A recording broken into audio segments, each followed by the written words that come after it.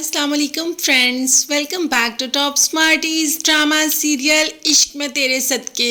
आज तो माँ बहुत ही खुश है, मतलब कि नूर की सौतेली माँ बहुत खुश है क्योंकि महविश की मंगनी तय हो गई, उसका रिश्ता तय हो गया। जैसे ही पुप्पो को ये बात बताते हैं हम, तो पुप्पो कहती है कि वो रिश्ता तो नूर के लिए आया था, तो महविश को कैसे पसंद कर गए। जिस पर माँ का कहना था कि उन्होंने महविश की झलक देखी और नूर की जगह पे उन्होंने महविश को पसंद कर लिया।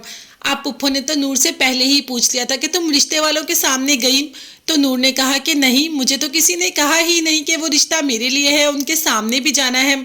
तो बस पुप्पो ने कह दिया कि ऐसा हो ही नहीं सकता कि नूर को कोई एक झलक देखे और उसको पसंद न करे, बल्कि तुमने ही नूर के साथ अच्छा नहीं किया। तुमने तो अच्छा सौतेले होने का फर्ज निभाया भाई, तुमने तो साबित कर दिया कि तुम सौतेली ही हो। तुमने तो उन लोगों के सामने जाने ही नहीं दिया नूर को, और महविश को उनके सामने सजाकर बिठा दिया। महविश भी मेरी ही भतीजी है, लेकिन फिर भी तुमने नूर के साथ यहाँ पर बहुत ज्यादती कर दी। और अहमद, तुम्हें जरा ख्याल नहीं आया, तुम भी अपनी बीवी का ही साथ देते हो, कभी बेटी का ख्याल नहीं आया कि बेटी के साथ कुछ ना कुछ गलत हो रहा है। मगर अहमद तो ये बात जानता ही नहीं कि कुछ ऐसा भी हुआ है। उसे तो जो बीवी कहती है वो वही मान लेता है, बल्कि वो अभी भी इसी बात पे कायम है कि लड़के वालों ने खुद पसंद किया महविश को, जबकि ऐसा ऐसा तो कुछ था ही नहीं। खैर, नसीब नसीब की बात है, जिसके नसीब में जो होता है उसको वो मिल ही जाता है। मगर यहाँ पर मारिया रोते हुए अपने बाप के पास आ जाती है कि आज जुल्फकार ने मेरी बहुत इंसल्ट की।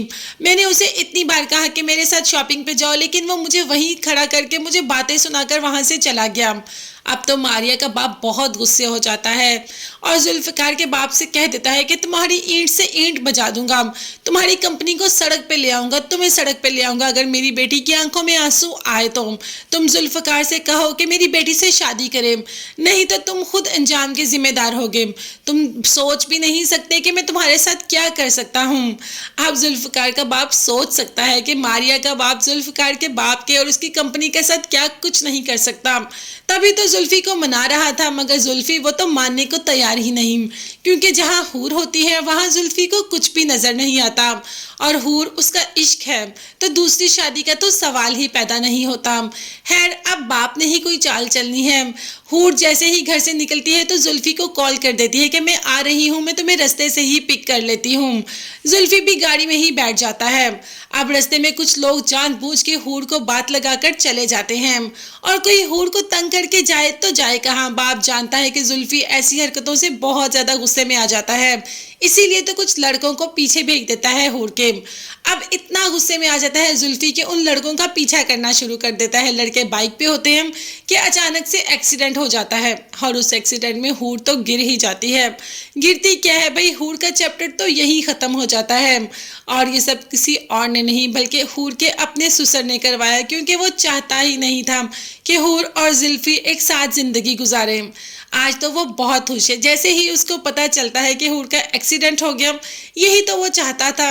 अब देखते हैं हूर चली जाएगी तो क्या वाकई ही जुल्फी शादी कर लेगा मारिया से, या बाप के ख्वाब तो धरे के धरे ही रह जाएंगे।